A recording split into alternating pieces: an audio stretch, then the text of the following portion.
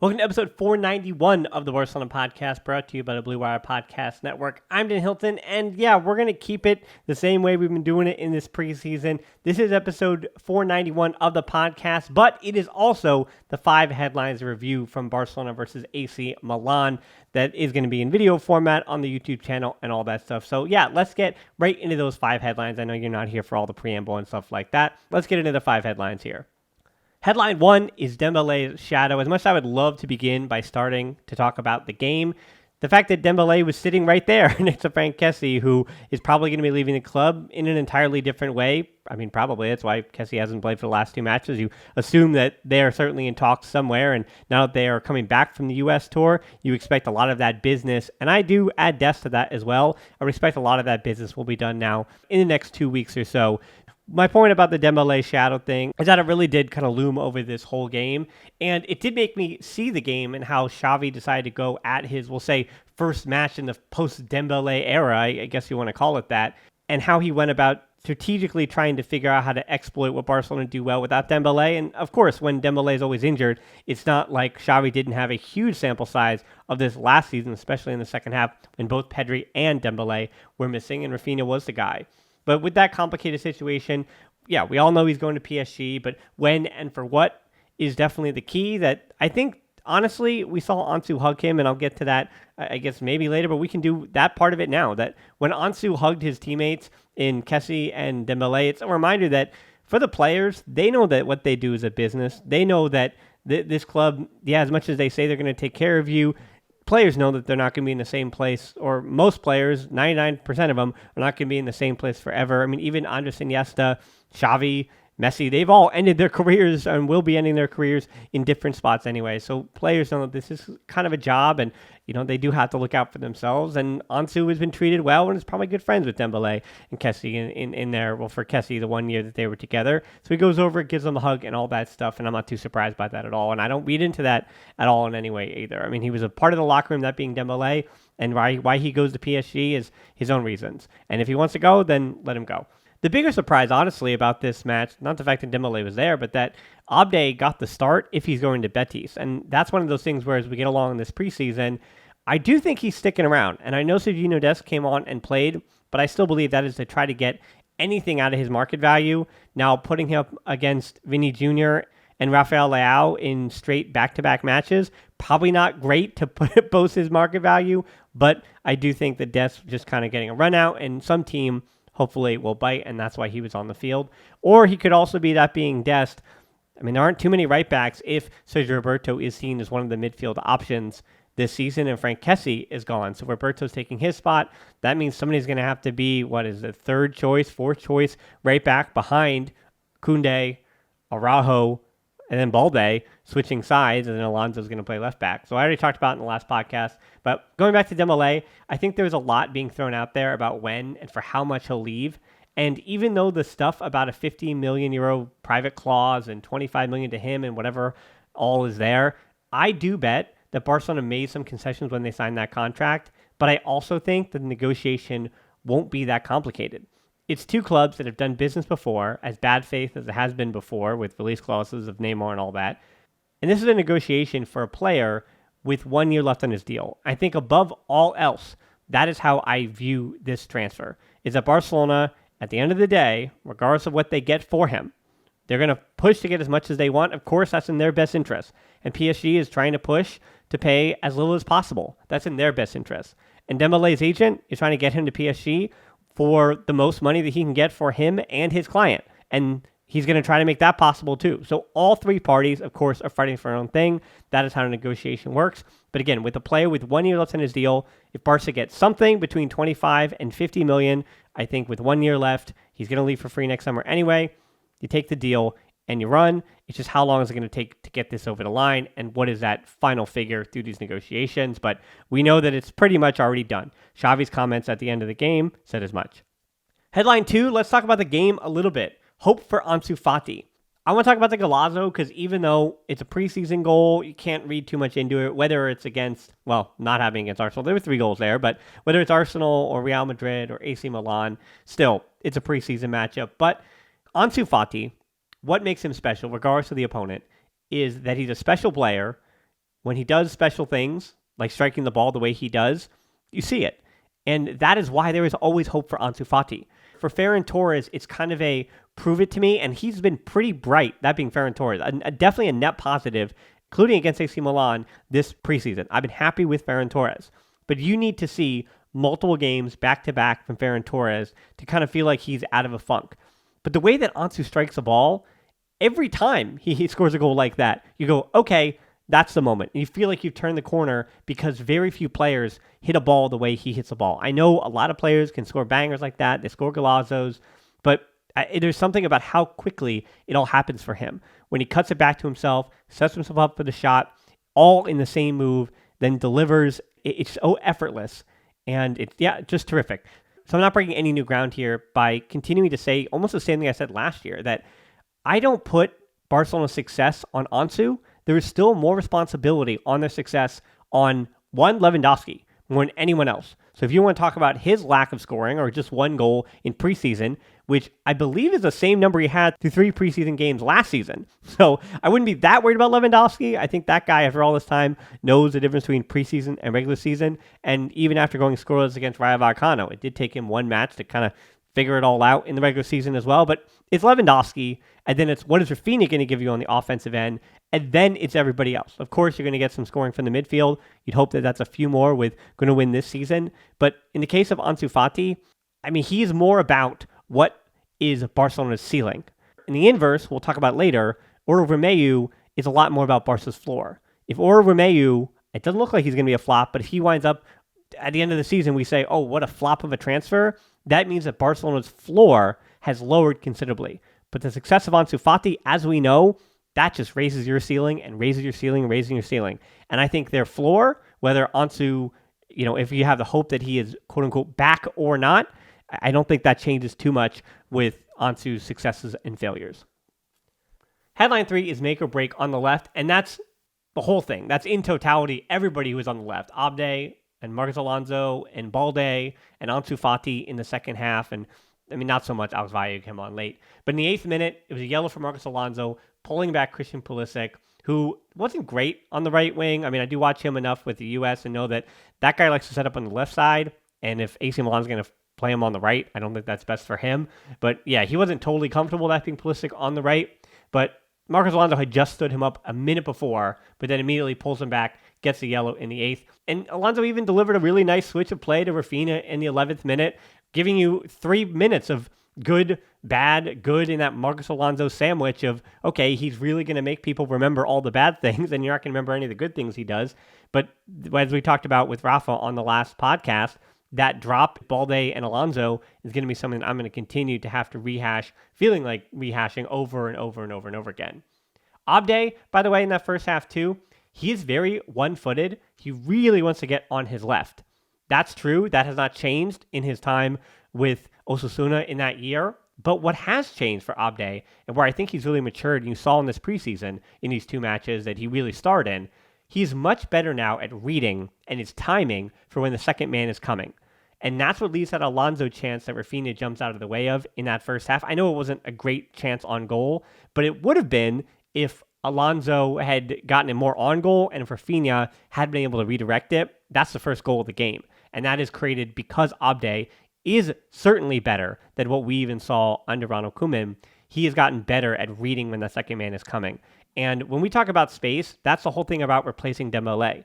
Replacing Dembele from the left or the right doesn't matter as much if the space on the field is getting pulled anyway. Because what is Lewandowski, not saying what does he care, he does, but it doesn't matter if Lewandowski is running through the space that is opened up between the right back and the right center back from Abde on the left, or he's running through the space that has been opened up by Rafinha making a touchline run between the left back and the left center back. It doesn't necessarily matter what near post run or what space that Lewandowski is finding in the box. Whatever creates space by bringing a double onto the wings, that is the function of Xavi desiring to have players that can attract attention and create space for others. That's the whole point of that, including those late runs into the box from the midfielders as well.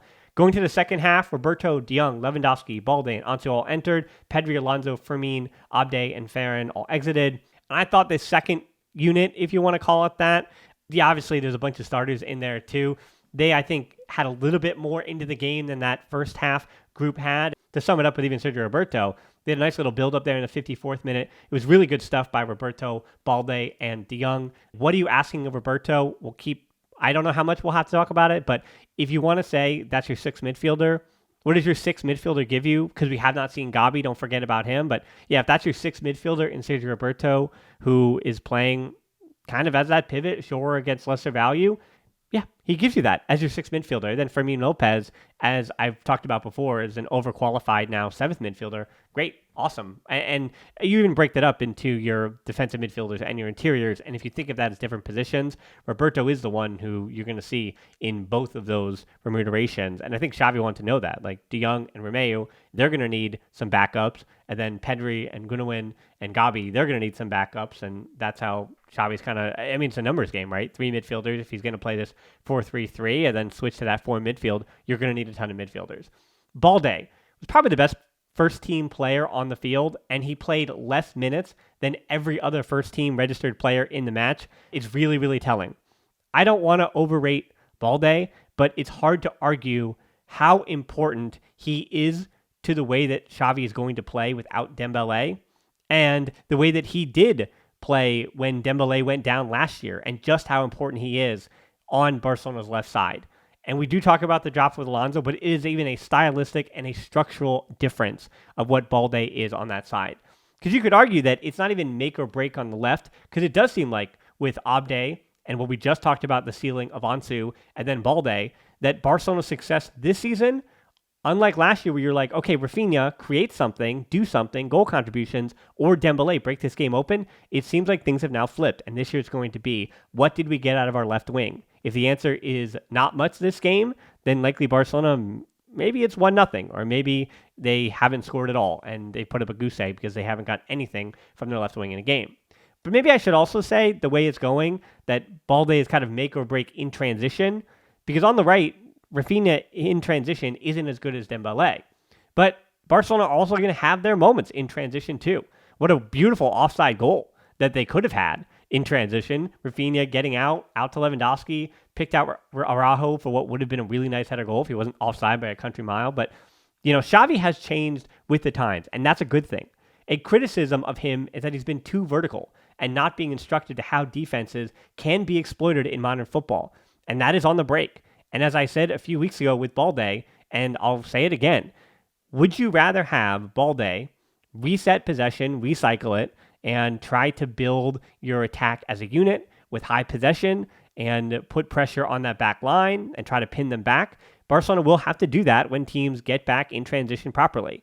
But when you have Balde on the ball with space, I think Xavi is totally fine with saying, hey, Balde and probably Lewandowski or whoever is up top, Ferran Torres or Rafinha on the other side, Ansu, you two go at him. Whether it's that being two for Barcelona v4, take those odds. Somebody might be coming in late or something might happen. The ball can bounce. And that is something I think through the years when Barcelona have struggled, I'm talking the last 10, 15 years even, that when they have struggled, you've got the sense that they're just not finding a way to have the ball bounce their way. And the way to get the ball to bounce your way is to get into the final third of the opposition, get up there and see what happens. Whether you're outmanned and you might lose the ball, but in theory, your other teammates are recognizing that you're at a numerical disadvantage, and they're going to get in position to get the ball back and to create that press and to make it all work.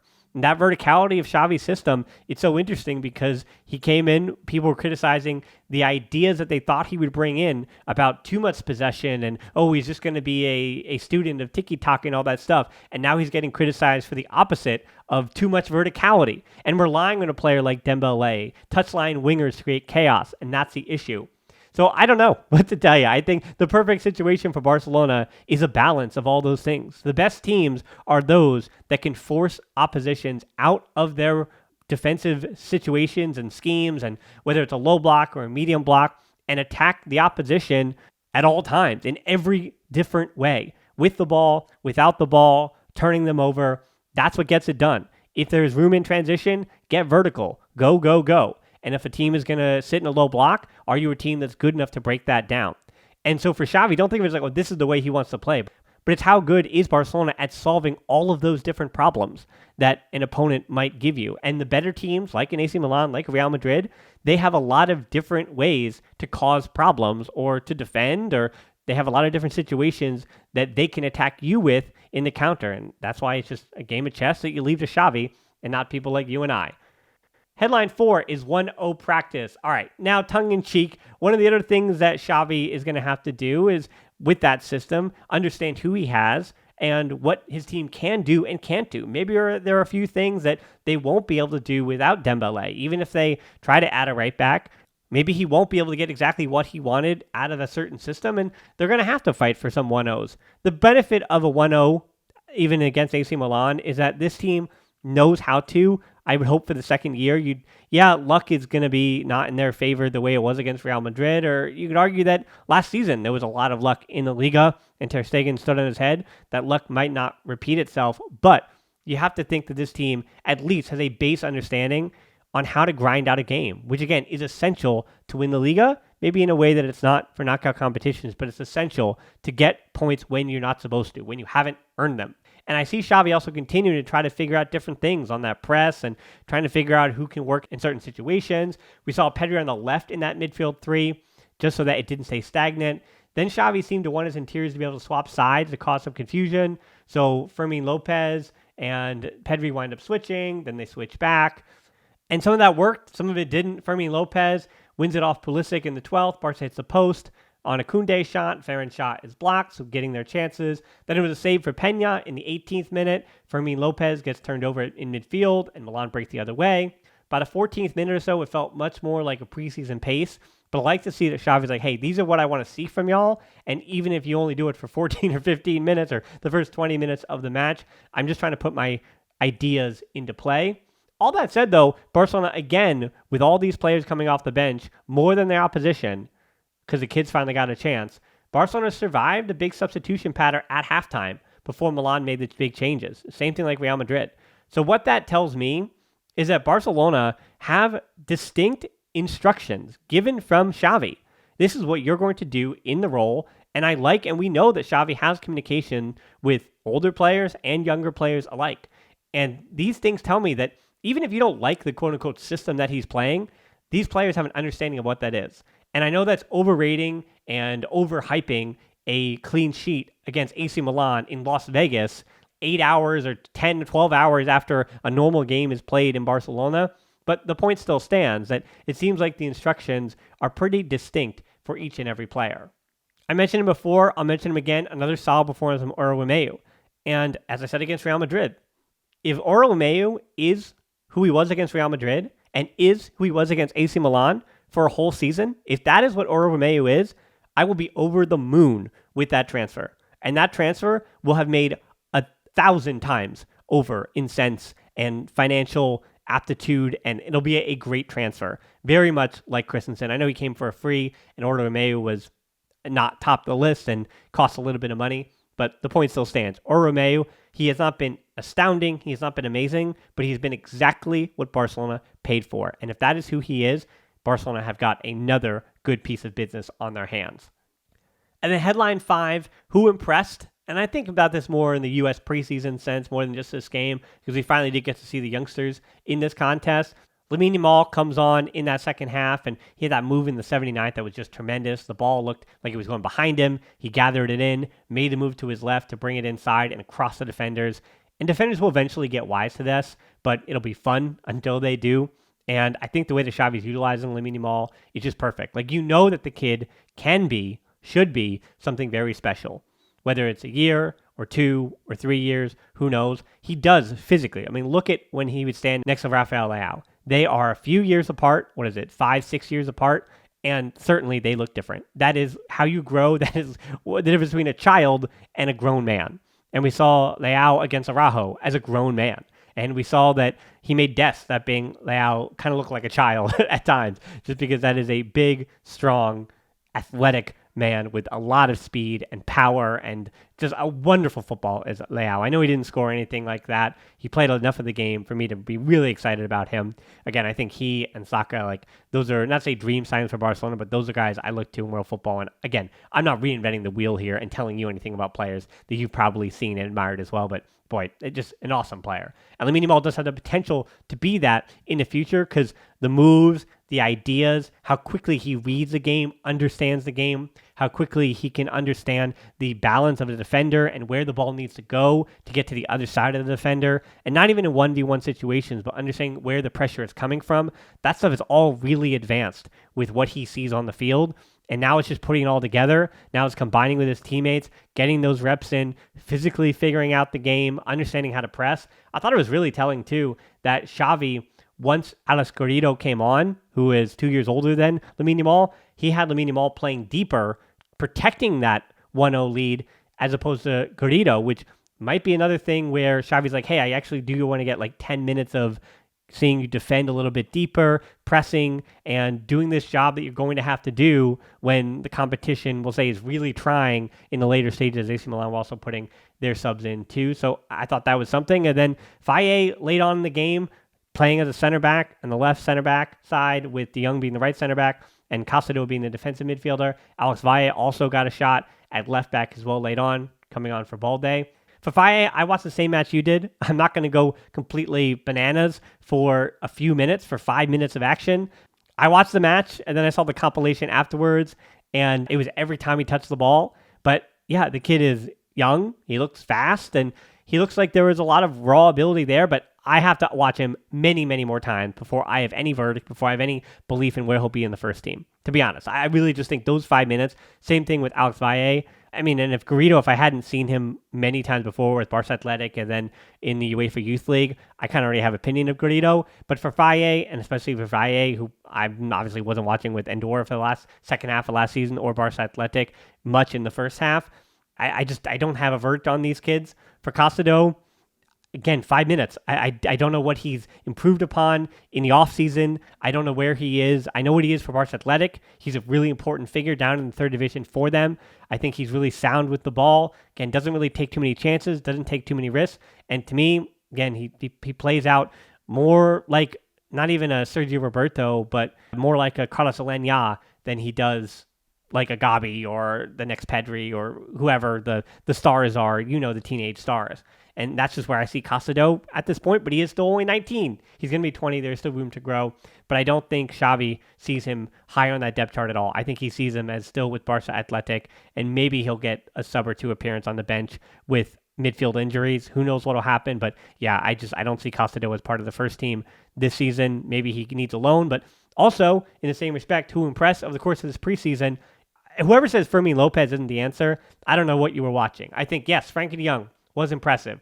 It was very exciting to see him. Of course, Ansu in this game, getting a goal, great. Balde might be the other argument, because Balde was arguably Barcelona's best player, a guy who wasn't even supposed to, injury-wise, play on this tour, and he might have been Barcelona's best player, is pretty incredible to think. So if you don't say Fermin Lopez, who I say he was probably the most impressive, because the expectations were obviously zero. I didn't think he would be in the first team picture in any way, and now he's probably going to get a first team number, because I don't think Xavi's going to have all 25 players. I mean, the way he wants to constitute the first team, he doesn't have all 25 of those numbers even taken. So I think Fermin Lopez might even get a first team number this year, which is pretty wild considering where we were with where he would fit in, or obviously where he wouldn't even fit in, maybe with Barça Athletic, because he'd gone on loan last season. To have him now in the first team dynamic, obviously he has to be the answer as who impressed. All right, that's it. Those are the 5 headlines. So for the next podcast, I can be honest with you. If Dembele leaves in the next 24 to 36 hours, we'll have another show this week. If not, there'll be a show on Dembele leaving early next week, and we'll get into it there. And then obviously you'll hear from me sometime next week at some point, whether it's because Dembele left or not. But again, if he's gone in the next 36 hours, I do expect to be popping in one more time with another special guest later on in this week, in the next 48 hours or something like that. So, as always, until next time, Forza Barca.